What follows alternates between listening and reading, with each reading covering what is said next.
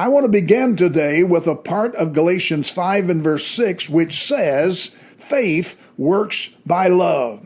I want to talk to you today on the subject, the faith that works through love. Now, it's been said many times that fear is faith in the devil. But in Luke chapter 1 and verse 13, it says, fear not, for your prayer is heard. The extent of our fear reveals the weakness of our faith. Fear results from magnifying our problems greater than our victories. 1 John 5 and verse 4 tells us, this is the victory that overcomes the world, even our faith.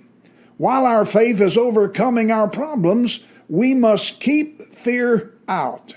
And 1 John 4 and verse 18 declares, perfect love casts out fear.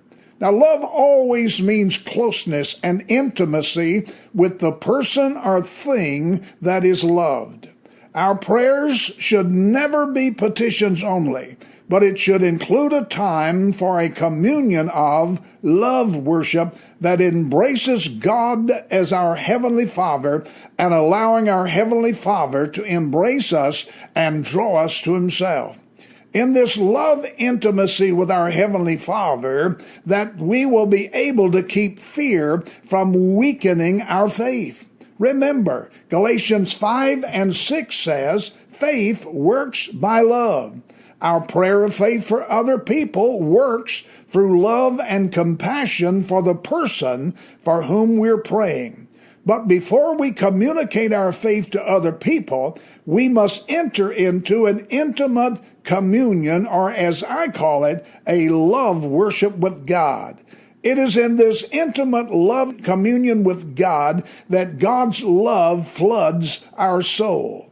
It is then that we communicate our faith to others, not by our natural love, but by His supernatural love and compassion. 2 Corinthians chapter 5 and verse 14 says, for the love of Christ controls and compels us.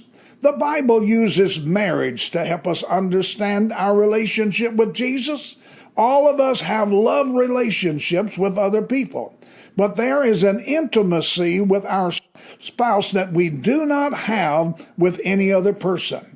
We have a love fellowship with other believers, but we have an intimate communion of love worship with Jesus that is special and private between Him and us.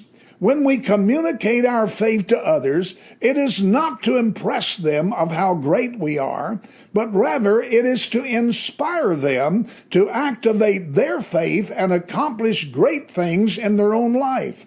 And we can only do that when we have had a private, intimate communion with Jesus. It is in this love worship of intimate communion with our Heavenly Father that we experience the blessed assurance that our prayer is heard.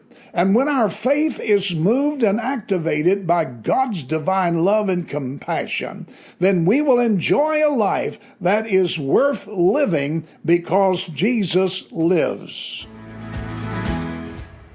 Thank you for listening to today's episode of Life is Worth Living with BJ Smith. We hope you enjoyed it, that you shared it with a friend, and that you've subscribed, because every Wednesday is a new episode of encouragement, enlightenment, and inspiration, reminding you that life is worth living just because He lives.